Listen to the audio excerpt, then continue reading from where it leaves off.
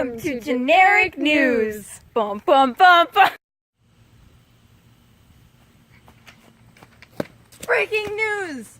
Animism is no longer a thing. Well, it is a thing, just kind of part of it isn't a thing anymore. So, by the way, animism is the worldview that animals, plants, and inanimate objects possess spiritual essence. Spiritual essence is spirit, by the way. I just have so many voice. The part that has been discontinued is, well, inanimate objects having spirits. Did that ever make sense? So basically, this tree would have a spirit. That dog over there would have a spirit. But that broom over there, nah, it ain't got no spirit. It's just plastic and a bunch of hair. Also, a local mother gave birth to a child. So that's pretty cool. And the child's name was added to the local Shinto shrine and declares it a family member. Also, another body has been found in a local library, which that's very sad because he died reading a book. It's good at the same time. So after his death, he was kind of added to the family spirits section of the Shinto shrine, which is pretty cool, but not cool because he died. It's sad. But that's all for breaking news. Let's go on to the other part of the news.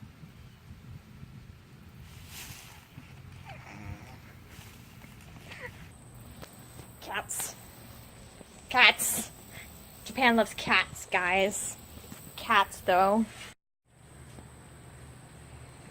Whoops. Welcome to Shinto Sports with Brianna Murphy.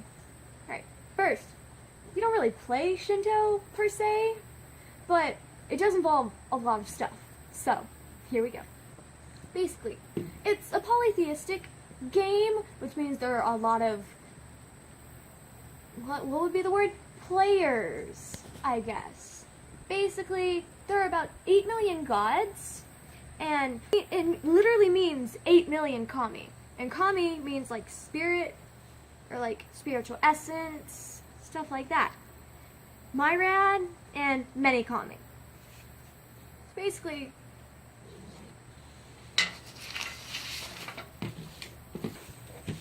basically 8 million kami, okay? 8 million spirits in one religion, okay? Here are just a few. Excuse me for my butchering, alright? First off, Inari, or Inari Okami, or, oh no, I don't know how to pronounce that one. They're the kami of foxes, fertility, rice, tea, sake, agriculture, industry, general prosperity, and worldly success. They are one of the many principal kami, which are more of a higher stature than the other ones, obviously, and stuff. They're in many of their, what would be the word?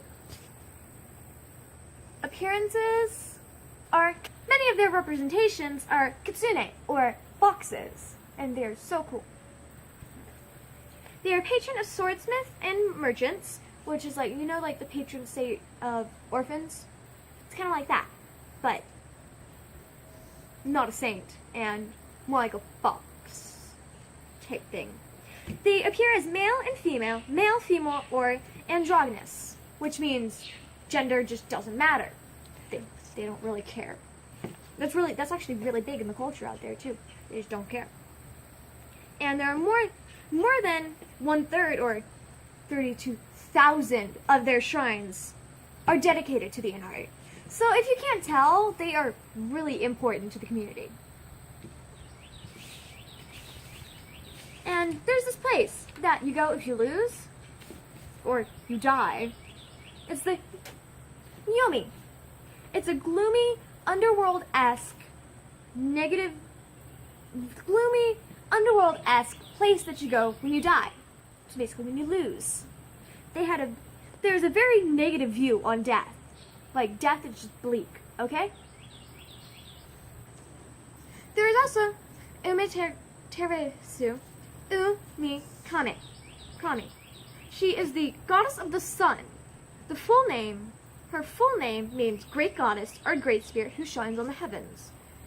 Often considered, but not officially, the main goddess. Like, the head honcho of the Shinto religion, okay? Supposedly, she was the one who created everything, and she has relation to the imperial family. Which, pretty important, you know? But yeah, not officially, but if you go to any website, they'll say that she is often considered the overall goddess. So, well, thank you. That's all we have for sports today. See you next time. My name is Ivy Rhodes, and this is the weather. Sorry about earlier. I was excited. So, Shinto, the little cloud that's been over us for quite a while now, was formed around 500 BCE. It's estimated, nobody really knows exactly when, because it's been such a long time. Its origins were originally Japan. It's moved to other places as well. It has no known god that created it or roots that it came from. Nobody really knows where it just appeared one day. And it's giving everything a soul. Except, well, inanimate objects, because I said that earlier. Said there's a lot of things that are actually unknown about the Paleolithic and Neolithic age of Shinto. Nobody really knows much about that. And there is no sacred texts in Shinto, books of lore or history. It is recorded history is no 712 and Neon Shok 720. That seems to be about it. Generic fun fact of the week. The significance of the cherry blossom tree in Japanese culture goes back hundreds of years. In their country, the cherry blossom represents the fragility and the beauty of life. It's a reminder that life is almost always overwhelmingly beautiful, and that it is also tragically short. That's been the fun fact. I'll be going, and you might see me later. Bye-bye. Brianna back with entertainment. Okay, so at least think of it like entertainment.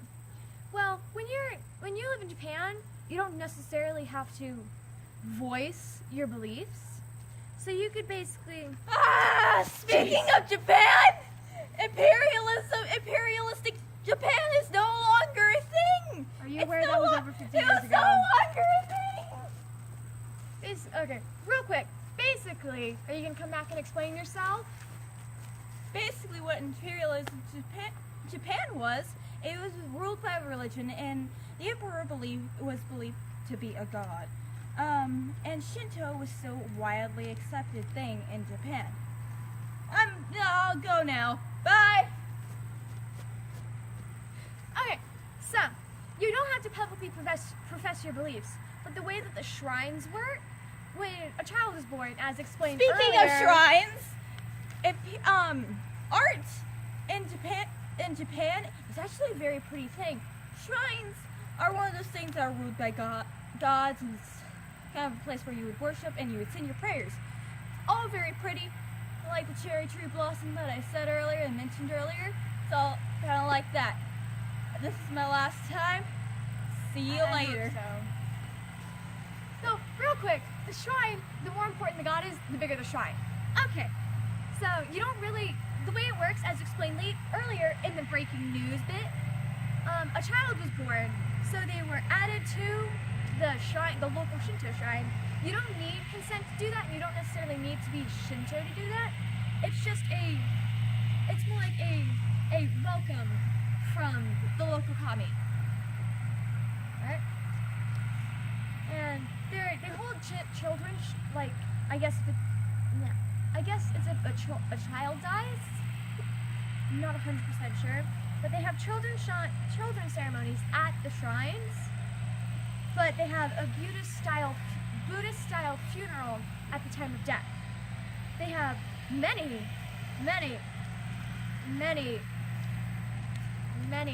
festivals that they go through. And those are called Natsuri.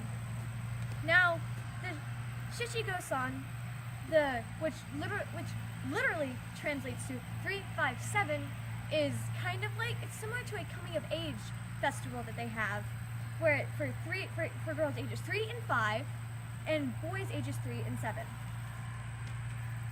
They have their own New Year's, kind of like Chinese New Year's, called Oshogatsu.